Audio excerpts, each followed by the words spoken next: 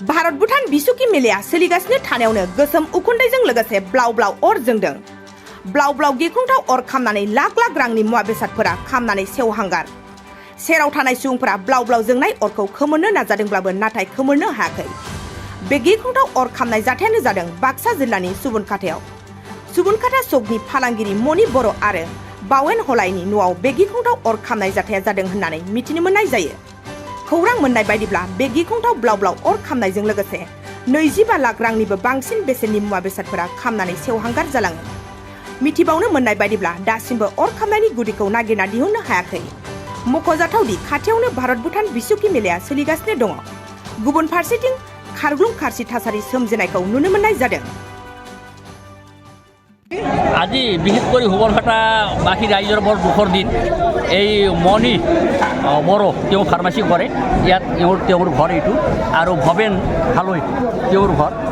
বতকৰো ঠিক এতিয়া 20 মিনিটমান আগত 20-25 মিনিটমান আগত কেনেকৈ বা জুইৰ সূত্ৰপাত হ'ল। জুই লাগি মাত্ৰ সম্পূৰ্ণৰূপে প্ৰায় 25-30 লাখ টকাৰ ধন সম্পত্তি ধ্বংস হ'ল। দুটা ঘৰ সম্পূৰ্ণ জ্বলি গ'ল। দুটা ঘৰ সম্পূৰ্ণ জ্বলি গ'ল, কিন্তু তেওঁলোকৰ এনে অভাৰ ঘৰ সন্মুখৰ ঘৰখিনি যিটো ফ্ৰণ্টৰ ঘৰ ৰাস্তাৰ চাইডত সেইকেইটা থাকিল, বাকী ঘৰখিনি গোটেই জ্বলি গ'ল। ফায়াৰ ব্ৰিগেড আহিছেনে? ফায়াৰ ব্ৰিগেড আহি পোৱা নাই এতিয়ালৈকে। ফোন কৰা হৈছিলে, জনোৱা হৈছিলে, কিন্তু ফায়াৰ ব্ৰিগেড ওচৰবোৰত আছে, তেওঁলোকে আহি নাহে নাজানো, এতিয়ালৈকে আহি পোৱা নাই। জুই কোনে নুমালে আপোনালোকে? জুই পাব্লিকে ৰাইজে নুমাৰে। অৱশ্যে ভাগ্য ভাল, সন্মুখত এটা দং আছিল, দঙত পানী আছিলে, ৰাইজে পানী মাৰি মাত্ৰ কিছু পৰিমাণে এতিয়া বৰ্তমান জুই নিয়ন্ত্ৰণ। মানুহৰ একো হোৱা নাই? মানুহৰ বৰ্তমান একো হোৱা নাই, মানুহৰ একো হোৱা নাই, কিন্তু আপোনাৰ যথেষ্ট ধান চাউল কাগজ পত্ৰ নথি বিচনা পাতি সম্পূৰ্ণৰূপে ধ্বংস হৈছে। আৰু ঘৰখনত ভৱেন হালৈ, তাৰপাছত মণি কিবা লেখে এনে মণি বুলি মাতো। ফাৰ্ষ্ট লাগছি তেখেতৰ ঘৰত লাগছি, ভৱেন হালৈৰ ঘৰৰ পৰা লাগছি, কিন্তু কেনেকৈ লাগছি এই কথাটো গম পোৱা নাই আমি। তাৰমানে কেইটা ঘৰ জ্বলি গ'ল এতিয়া? এতিয়া বৰ্তমান দুটা ঘৰ জ্বলি গ'ল। দুটা ঘৰ জ্বলিছে, চাফা গোটেই শেষ। দুটা চেচ।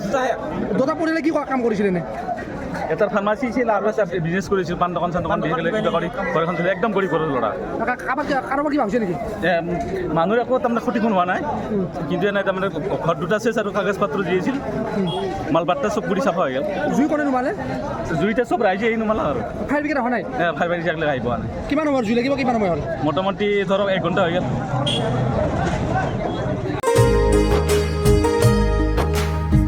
मोनसे गोजोनथाव खौरां, थुनलाइ मोजां मोनग्रा रायजो राजाफोरनि थाखाय मोनसे गोजोनथाव खौरां।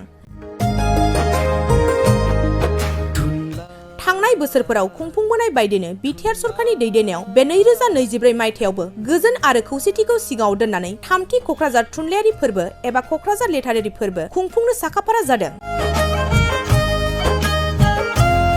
2024 मायथाइनि जानुवारि दाननि 27, 28 आरो 29 जानुवारिसिम सानथामनि मेहेरगोनां हाबाफारिजों गोजोननि नोगोर क'क्राझारनि बड'फा कालचारेल कमप्लेक्सआव थामथि क'क्राझार थुनलाइयारि फोरबोखौ खुंफुंनो साखाफारा जादों।